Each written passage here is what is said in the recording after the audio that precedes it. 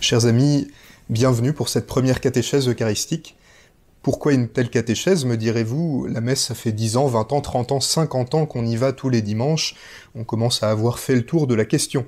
Qu'est-ce qu'on pourrait dire de plus ou de nouveau sur l'Eucharistie? Peut-être il faut commencer par reconnaître simplement et humblement que l'Eucharistie est un mystère tellement grand qu'on n'aura jamais fini, qu'on n'aura jamais épuisé tout ce qu'on peut en dire. On n'aura jamais fini d'en creuser toute la richesse et toute la profondeur.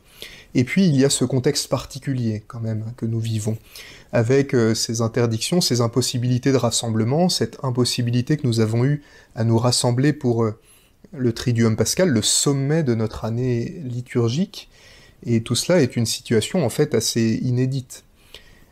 Cette situation a mis en lumière ce profond désarroi dans lequel nous nous trouvons lorsque nous sommes empêchés de nous rassembler pour célébrer ensemble l'Eucharistie. Comme si, au fond, privée de l'Eucharistie, la vie chrétienne elle-même devenait presque impossible. En plus de ce désarroi, nous avons vécu et nous vivons encore cette grande difficulté à en rendre compte auprès de ceux qui ne partagent pas notre foi et particulièrement auprès de ceux qui nous gouvernent.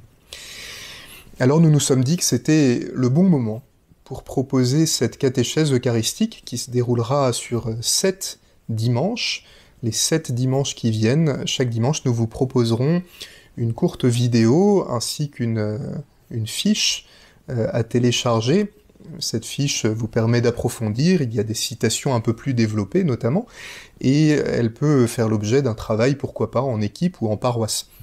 Bien sûr, il y aurait 1000 autres choses que l'on pourrait dire sur le mystère de l'Eucharistie. Nous avons voulu garder un format relativement bref et pas trop indigeste, en espérant simplement ouvrir votre appétit pour creuser un peu plus loin. Voilà, dans cette première vidéo, nous allons creuser tout simplement la place de l'Eucharistie dans la vie chrétienne et dans la vie de toute l'Église.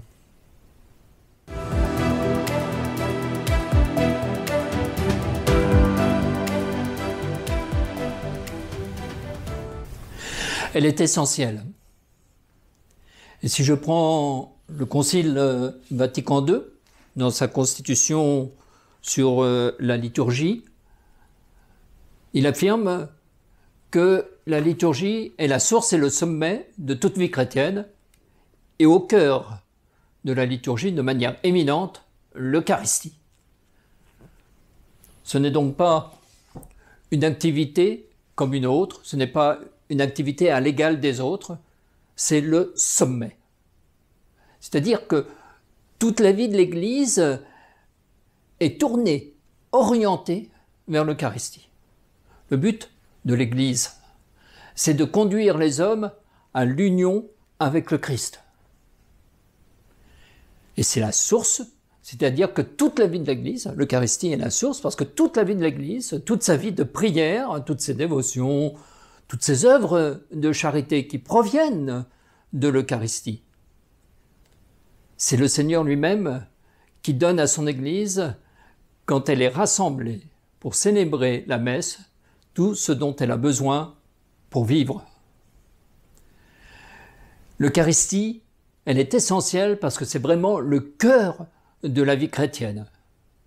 Et si on reprend l'image de saint Paul, qui voit l'Église comme un corps, qui utilise ce vocabulaire du corps avec toutes ses définitions, sa tête, ses membres, son cœur, qui l'utilise pour parler de l'Église, il faut voir la messe comme le cœur au milieu de ce corps.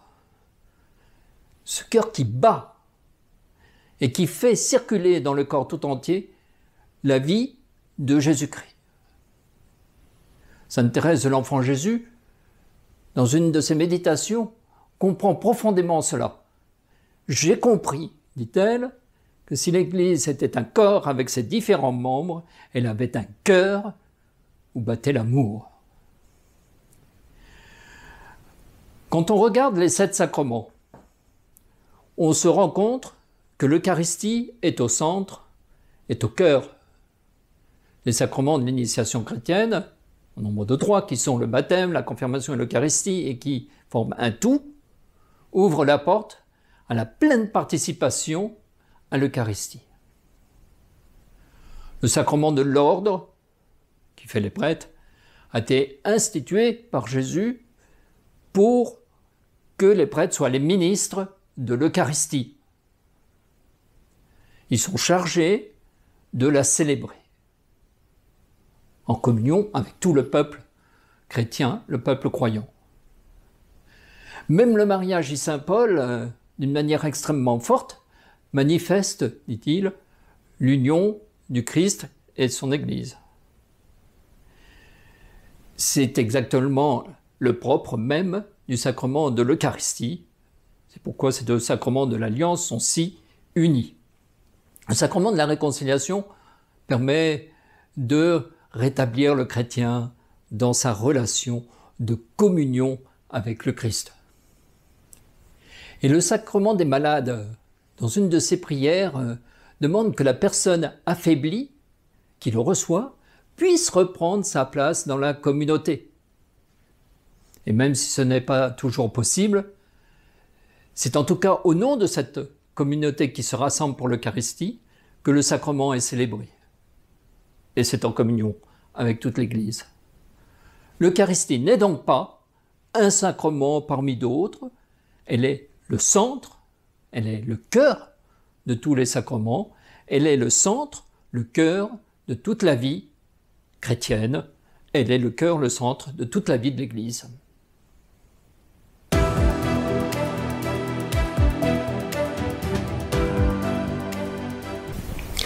Eh bien, tout simplement parce que le mot Église vient d'un mot grec qui signifie l'assemblée, le rassemblement.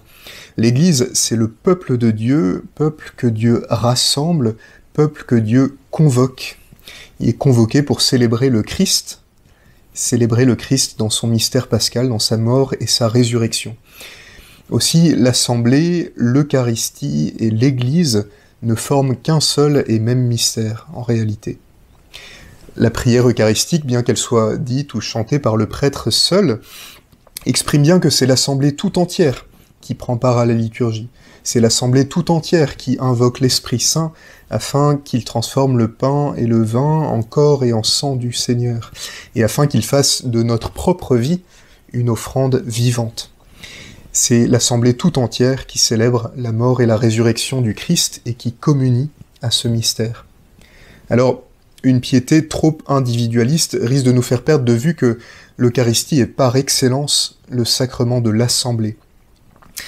Aucun prêtre, même s'il se trouve seul, comme ça a été le cas pendant le confinement, aucun prêtre ne célèbre la messe pour lui-même. Et c'est toujours abusivement que l'on parle de messe privée.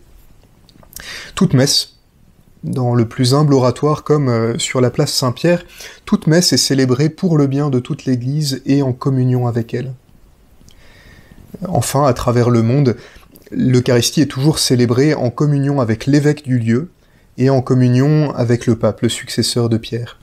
Ainsi, par l'Eucharistie, toute assemblée qui célèbre est unie à l'Église, répandue à travers le monde, comme le dit la prière eucharistique. Toute communauté, même la plus humble, la plus modeste, lorsqu'elle célèbre l'Eucharistie, est capable, au fond, d'exprimer le mystère de l'Église tout entière. Toutes les notes de l'Église que nous exprimons dans le credo, une, sainte, catholique et apostolique, toutes ces notes de l'Église trouvent leur apogée dans la célébration de l'Eucharistie.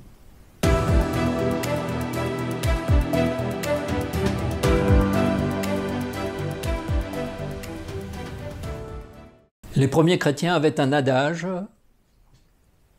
célèbre, l'Église fait l'Eucharistie, mais c'est l'Eucharistie qui fait l'Église.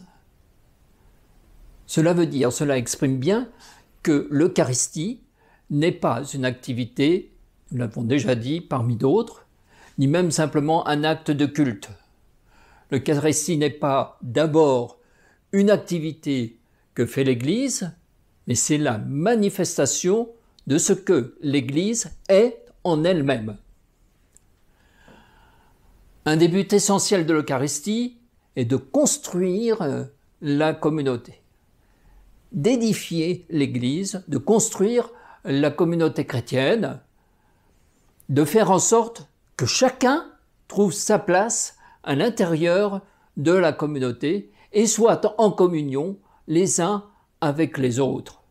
L'Église, dit saint Jean-Paul II, vit de l'Eucharistie.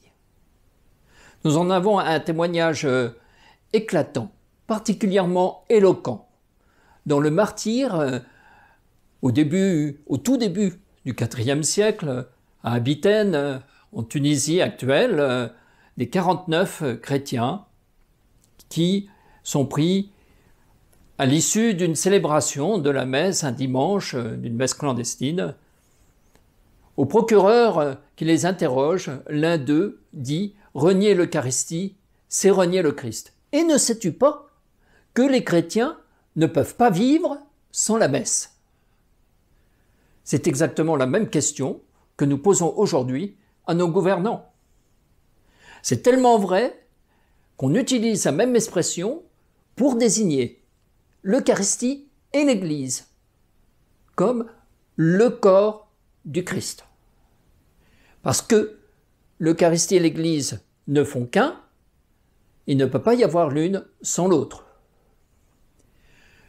Quand le prêtre prononce les paroles de la consécration sur le pain et le vin, le Christ est rendu réellement présent sur l'autel. En ce sens, l'Église fait l'Eucharistie. Donc, l'Église fait l'Eucharistie, elle célèbre, elle consacre l'Eucharistie, mais l'Eucharistie fait l'Église, elle édifie le corps du Christ qu'est l'Église. Quand l'Église célèbre l'Eucharistie, elle reçoit elle-même son existence dans la parole qu'elle écoute, dans le don que le Seigneur fait de lui-même à chaque messe.